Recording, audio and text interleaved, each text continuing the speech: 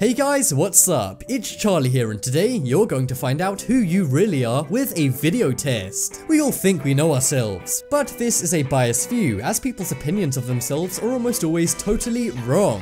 But these are 10 honest questions and things for you to consider which will help you understand who you are and what others think of you. Before we get into it, be sure to subscribe to Little Things for more amazing content daily. Also subscribe and turn on notifications for top 10s and comment done when you've done this for a shout out at the end of our next video.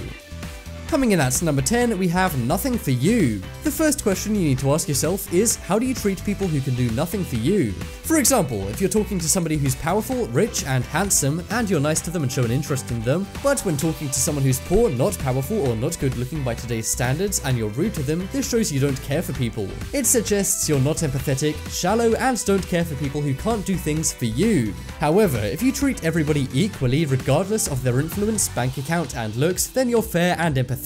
Which of these are you? And if you're not empathetic and fair, maybe work on changing this, as this often leads to problems in friendships and relationships.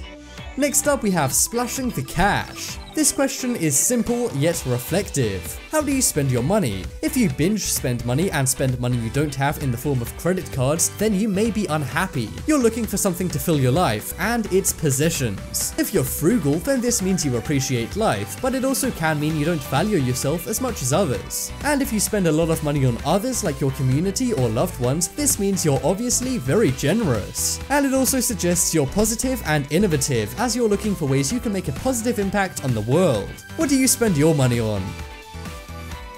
Next up is failures. Nobody likes failing, but we all do it from time to time. The truth is, it's okay to fail as long as you fail in the right way. What do I mean by this? Well, let me ask you, what do you do when you fail? If you admit your failures, then this means you don't see a failure as a bad thing, but a stepping stone. This shows you're a natural born leader and a positive person. However, if you deny your failures ever happened and learn nothing from them, then this can be bad. This means you're a weak person who's not comfortable with themselves. You likely also don't have faith in yourself that you can fix the problems. This can lead to sadness, but if it's you, then try and be more positive and embrace your failures. As Richard Branson said, if you learn something from a failure, then you haven't failed at all. Next up is choices. This one is broad, but provides a great insight into who you really are. When you're faced with a tough choice, what do? Do you take the easy route or risk a more daring choice? If you take the easy route, then you're more mature but not as confident. And if you take the riskier choice, then you're less mature but more confident. Another thing to think about is, do you ask others for advice on a tough choice before you make it? If you do, then you see things working better collectively. But if you don't, you're an individualist and you have a lot of self-confidence. Next up is hardships. A great way to see who you really are is to experience a hardship in your life. Most people get very emotional during bad times, like the passing of a loved one or a breakup. And this says some things about you. For example, people who cry and freak out a little are very down to earth and emotionally in touch. On the other hand, if you're emotionless and bottle things up, then you're concerned with your self-image. But you're also rational, and it can be good at times to not let your emotions get the best of you. How do you respond to hardships? Next up, we have carrying a bag. This is an odd question, but studies show the way someone carries their bag can demonstrate their true personality. And there are 3 ways to carry your bag, which can mean different things. If you carry your bag over your shoulder, then you're generous, but this can be seen as a weakness too. If you carry your bag on your back, then you're prepared and are considerate. You lead the pack and enjoy trying out new things. If you carry your bag on your front, then you're quick thinking and imaginative. This means people like you, and you may even be a genius. How do you carry your bag, and what does it say about you? Next up is relationships. Relationships are something we all have. But there are different types of relationships that people pursue. If you seek a relationship for revenge or as a rebound, this is not healthy. This suggests you have a pain and you're trying to fill it with another relationship. Others pursue relationships because the person they like reflects the way they see themselves or their worldview. The issue with this is people can get blinded to what the person they're dating is really like. It's important to learn from the past, but not to let it hold you back. With that said, do you pursue any of these types of relationships?